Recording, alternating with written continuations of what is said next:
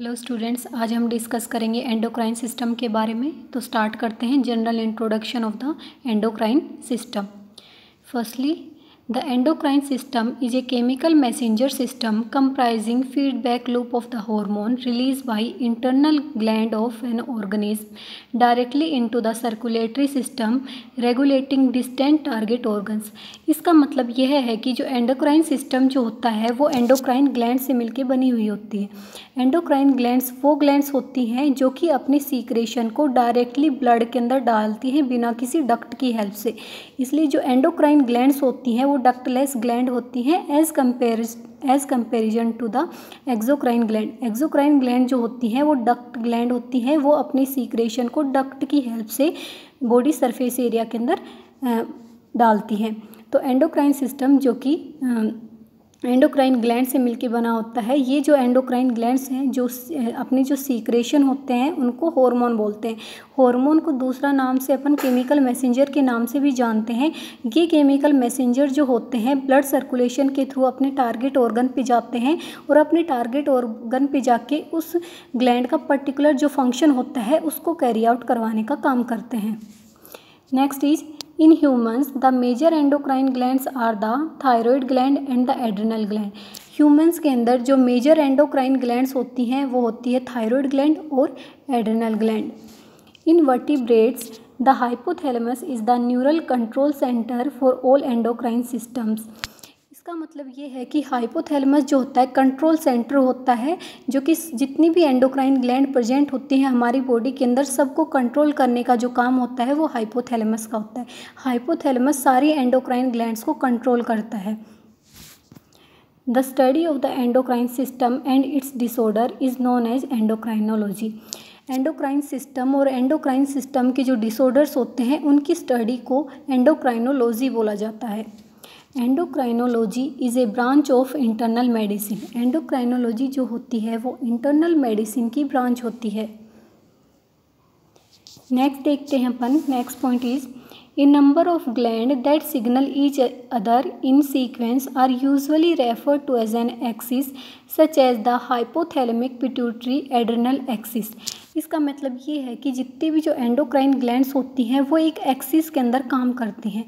For example के अपन देखें तो जैसे कि मैंने पहले भी बताया कि हाइपोथैलेमस जो होता है वो कंट्रोल सेंटर होता है। जितनी भी एंडोक्राइन ग्लैंड्स होती हैं उनको कंट्रोल करने का काम जो होता है वो हाइपोथैलेमस का होता है। तो जितनी भी एंडोक्राइन ग्लैंड्स होती है वो एक एक्सिस के अंदर कैसे काम करती हैं कि फॉर एग्जांपल अपन देखें हाइपोथैलेमस जो कि कंट्रोल करता है सारी एंडोक्राइन ग्लैंड्स को।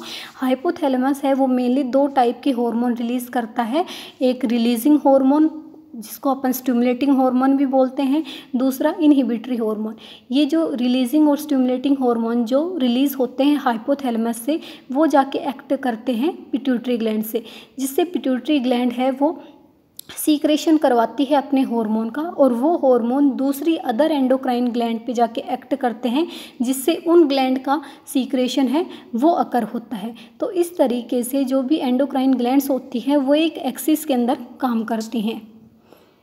In addition to the specialized endocrine organs mentioned above, many other organs that are part of other body system have secondary endocrine functions। हमारी बॉडी के अंदर जो स्पेशलाइज्ड एंडोक्राइन ऑर्गन्स को छोड़ के उसके अलावा भी कुछ अदर ऑर्गन्स होते हैं हमारी बॉडी के अंदर जो कि सेकेंडरी एंडोक्राइन फंक्शंस हैं वो परफॉर्म करते हैं, जिसके अंदर आते हैं including bones, kidneys, liver, heart and gonads. जो बोन हो गया, किडनी हो गई, लीवर, हार्ट एंड गोनाड्स, ये जो होते हैं सेकेंडरी एंडोक्राइनल फंक्शंस हैं उनको परफॉर्म करने का काम करते हैं। फॉर एग्जांपल के लिए अपन देखते हैं the kidney secret the endocrine hormone erythropoietin. Kidney से एक हार्मोन सीक्रेट होता है जिसको बोलते हैं इरिथ्रोपोइटिन। ये जो इरिथ्रोपोइटिन है वो मेनली इसका फंक्शन होता है कि ये आरबीसी का प्रोडक्शन करवाता है। Hormones can be amino acid complex, steroids, eicosanoids, leukotrienes और प्रोस्टाग्लैंडिन्स। हार्मोन जो होते हैं वो अमीनो एसिड कॉम्प्लेक्स के बने होते हैं, स्टीरॉइड्स के बने होते हैं, इकोसिनॉइड्स के, ल्यूकोट्राइनेस के और प्रोस्टाग्लैंडिन्स के बने हुए होते हैं। नेक्स्ट अपन देखते हैं The endocrine system can be contrasted to both exocrine gland which secrete hormone to the outside of the body and paracrine signaling between cells over a relatively short distance. इसका मतलब ये है कि एंडोक्राइन जो system होता है वो exocrine glands के साथ ही अपनी सीक्रेशंस को सीक्रेशन है उनको रिलीज़ करता है, जिससे उनका जो टारगेट फंक्शन है, टारगेट ऑर्गन पे जाके जो उनका पर्टिकुलर फंक्शन है उसको परफॉर्म करवा सके। पैराक्राइन सिग्नलिंग का मतलब ये होता है कि कुछ ऑर्गन्स के अंदर कुछ टाइप के जो, जैसे कि अपन देखते हैं कि हमारी बॉडी के अंदर डिफरेंट टाइप्स ऑफ सेल्स हैं वो प्रेजेंट होते हैं। तो जैसे कि एक ऑर्गन है वो डिफरेंट टाइप ऑफ सेल से मिलके बना हुआ होता है, तो एक सेल से जो हार्मोन रिलीज़ हो रहा है वही हार्मोन दूसरे टाइप के सेल के ऊपर जाके एक्ट करके उसकी एक्टिविटी को कंट्रोल करने का काम करता है। नेक्स्ट देखते हैं, endocrine glands have no duct are vascular and commonly have intracellular vacuoles and granules that store their hormones. इसका मतलब ये है कि जैसे मैंने पहले भी बताया था, एंडोक्राइन ग्लैंड्स के पास डक्ट नहीं होता। एंडोक्राइन ग्लैंड्स जो होती हैं वो डक्टलेस ग्लैंड होती हैं जो कि अपनी सीक्रेशन को डायरेक्टली सर्कुलेशन के अंदर डालती हैं। ये जो ग्लैंड होती है, इन ग्लैंड्स के अंदर वैक्यूल्स प्रेजेंट होते हैं और अपन उनको बोल सकते हैं ग्रैन्यूल्स प्रेजेंट होते हैं। उन ग्रैन्यूल्स के अंदर इनका जो सीक्रेशन होता है हार्मोन वो स्टोर होके रहता है। नेक्स्ट अपन देखें तो in contrast exocrine glands such as salivary gland, sweat gland and glands with in GIT tract tend to be much less vascular and have duct और ए होलो ल्यूमन। जैसे कि मैंने पहले भी बताया कि जो एक्सोक्राइन ग्लैंड होती हैं, जैसे कि सलाइवरी ग्लैंड हो गई, स्वेट ग्लैंड हो गई और GI ट्रैक्ट के अंदर जो ग्लैंड प्रेजेंट होती हैं, उनके जो सीक्रेशन होते हैं वो डक्ट की हेल्प से बॉडी सरफेस एरिया के अंदर पहुंचाए जाते हैं। ये जो ग्लैंड होती हैं एक्सोक्राइन ग्लैंड, उनके पास डक्ट प्रेजेंट होता है, एक ल्यूमन लाइक स्ट्रक्चर होती है जिसकी हेल्प से जो सीक्रेशन हार्मोन होते हैं वो बॉडी सरफेस एरिया तक पहुंचाए जाते हैं। नेक्स्ट अपन देखते हैं स्ट्रक्चर, जिसमें फर्स्ट है मेजर एंडोक्राइन सिस्टम में glands and cells development, adrenal gland, thyroid gland, parathyroid gland, pancreas, gonads, male gonadal development, female gonadal development, 6 pituitary gland, function, hormone, cell signalling, autocrine, paracrine, juxtacrine. देखते हैं structure. Major endocrine system, the human endocrine system consist of several system that operate via a feedback loop. Several important feedback system are mediated via the hypothalamus and pituitary. इसका मतलब ये है कि जो endocrine glands होती हैं उनके secretion को कंट्रोल करने के लिए, उनके सीक्रेशन को रेगुलेट करने के लिए बॉडी के अंदर एक फीडबैक मैकेनिज्म है वो काम करता है, वो जिसकी हेल्प से बॉडी के अंदर जो ग्लैंड से सीक्रेशन होते हैं उनका लेवल है वो कंट्रोल होके रहता है। जैसे कि मेनली नेगेटिव फीडबैक मैकेनिज्म और पॉजिटिव फीडबैक मैकेनिज्म है वो बॉडी के अंदर काम करते हैं जो कि हॉर्मोन्स के लेवल को रेगुलेट करने में हेल्प करते हैं। जैसे कि मेनली इनके अंदर हाइपोथैलेमस और पिट्यूटरी ग्लैंड का मेन रोल होता है।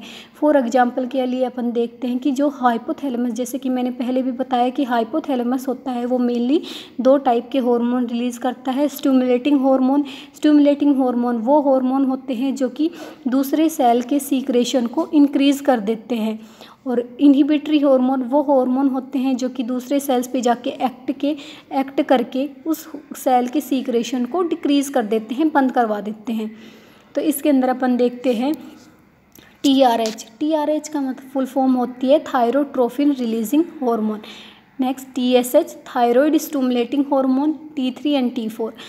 जो TRH होता है thyrotrophin releasing hormone. Thyrotrophin releasing hormone एक स्टिमुलेटिंग हार्मोन है जो कि रिलीज़ होता है हाइपोथैलेमस से। हाइपोथैलेमस के अंदर थायरोट्रोफिन रिलीजिंग हार्मोन का सिंथेसिस और सीक्रेशन करवाया जाता है।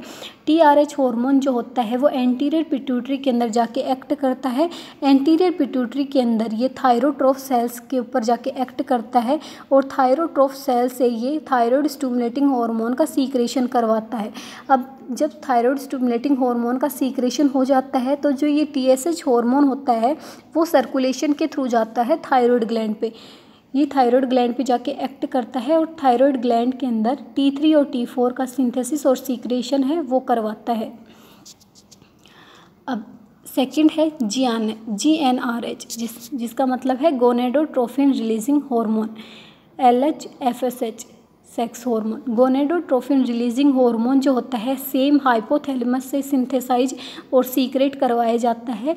ये जो हार्मोन होता है वो हाइपोथैलेमस से रिलीज़ होके एंटीरियर पिट्यूटरी के पास जाके एक्ट करता है और एंटीरियर पिट्यूटरी के अंदर जो गोनेडोट्रोफ सेल्स होते हैं उन पे जाके एक्ट करता है और गोनेडोट्रोफ सेल्स की जो एक्टिविटी है उसको स्टिमुलेट कर देता है, जिससे LH और FSH ल्यूटिनाइजिंग हार्मोन और फॉलिकल स्टिमुलेटिंग हार्मोन है उनका सिंथेसिस और सीक्रेशन है वो स्टिमुलेट हो जाता है, जो कि फर्दरली गोनाड्स पे जाके एक्ट करके सेक्स हार्मोन का सीक्रेशन करवाते हैं।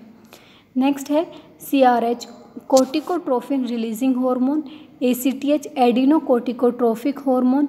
Next cortisol. जो CRH होता है कोर्टिकोट्रोफिन रिलीजिंग हार्मोन, ये सेम स्टिमुलेटिंग हार्मोन होता है जो कि हाइपोथैलेमस से रिलीज़ करवाया जाता है और एंटीरियर पिट्यूटरी पे जाके एक्ट करता है। एंटीरियर पिट्यूटरी के अंदर ये कोर्टिकोट्रोफ सेल्स पे जाके एक्ट करता है और उन सेल्स की जो एक्टिविटी है उनको स्टिमुलेट कर देता है, जिससे ACTH हार्मोन का सिंथेसिस और सीक्रेशन होता है। अब जब ACTH हार्मोन का सिंथेसिस और सीक्रेशन हो जाता है तो ACTH हार्मोन सर्कुलेशन के थ्रू जाता है एड्रिनल ग्लैंड के पास और एड्रिनल ग्लैंड के पास जाके एक्ट करता है, जिससे कोर्टिसोल हार्मोन का सिंथेसिस और सीक्रेशन है वो होता है। नेक्स्ट अपन देखते हैं रेनिन एंजियोटेंसिन एल्डोस्टेरोन। ये एक सिस्टम होता है जिसके थ्रू BP को रेगुलेट करवाया जाता है। रास सिस्टम जिसे अपन बोलते हैं रास system, renin angiotensin aldosterone system. ये एक सिस्टम होता है जिसके थ्रू ब्लड प्रेशर को रेगुलेट करवाने का काम होता है। इसमें मेन जो फंक्शन होता है वो एल्डोस्टेरोन हार्मोन का होता है। एल्डोस्टेरोन हार्मोन जो होता है वो मेनली एड्रिनल ग्लैंड के मेडुला से सीक्रेट होता है, एड्रिनल ग्लैंड के मेडुला से सीक्रेट होता है। और ये जो हार्मोन होता है वो मेनली दो तरीके से काम करता है, एक किडनी ट्यूबल्स पे जाके एक्ट करता है और दूसरा सीधे ब्लड वेसल्स पे एक्ट करता है। किडनी ट्यूबल से वाटर का और सोडियम का रीअब्जॉर्प्शन करवाता है, जिससे ब्लड वॉल्यूम है वो इंक्रीज हो जाता है। ब्लड वॉल्यूम इंक्रीज हो जाएगा, उसकी वजह से जो ब्लड प्रेशर डिक्रीज हो रखा था वो रेगुलेट हो जाएगा। उसके अलावा ये अगर BP ब्लड वॉल्यूम कम हो रखा है तो उस केस में दूसरा ये ऐसे काम करता है कि डायरेक्टली ब्लड वेसल्स पे एक्ट करता है और ब्लड वेसल्स का कॉन्स्ट्रिक्शन करवाता है, जिसकी वजह से ब्लड वेसल्स हैं उनकी नैरोइंग हो जाती है और ब्लड फ्लो जो होता है वो नॉर्मल हो जाता है, BP है वो रेगुलेट हो जाता है। नेक्स्ट है लेप्टिन वर्सेस इंसुलिन। नेक्स्ट देखते हैं endocrine glands are glands of the endocrine system that secrete their products hormones directly into the interstitial space and then absorbed into blood rather than through a duct। Same चीज़ है कि endocrine gland जो होती हैं वो एक ऐसी gland होती हैं जो कि अपने हार्मोन को, जिसका अदर नेम होता है केमिकल मैसेंजर, अपने सीक्रेशन को डायरेक्टली इंटरस्टिशियल स्पेस के अंदर डाल देती है। इंटरस्टिशियल स्पेस का मतलब होता है कि दो सेल्स के बीच का जो स्पेस होता है उसको अपन इंटरस्टिशियल स्पेस बोलते हैं। तो एंडोक्राइन ग्लैंड जो होती हैं अपने सीक्रेशन को इंटरस्टिशियल स्पेस के अंदर डाल देती हैं बिना किसी डक्ट की हेल्प से अपने सीक्रेशन को इंटरस्टिशियल स्पेस के अंदर डाल देती हैं। अब इंटरस्टिशियल स्पेस से जो सीक्रेशन होते हैं वो डायरेक्टली ब्लड के अंदर एब्जॉर्ब कर लिए जाते हैं और अपने टारगेट ऑर्गन पे जाके एक्ट करते हैं। Next, the major gland of the endocrine system include the pineal gland, pituitary gland, pancreas, ovaries, testis, thyroid gland, parathyroid gland, hypothalamus, adrenal and neuroendocrine gland.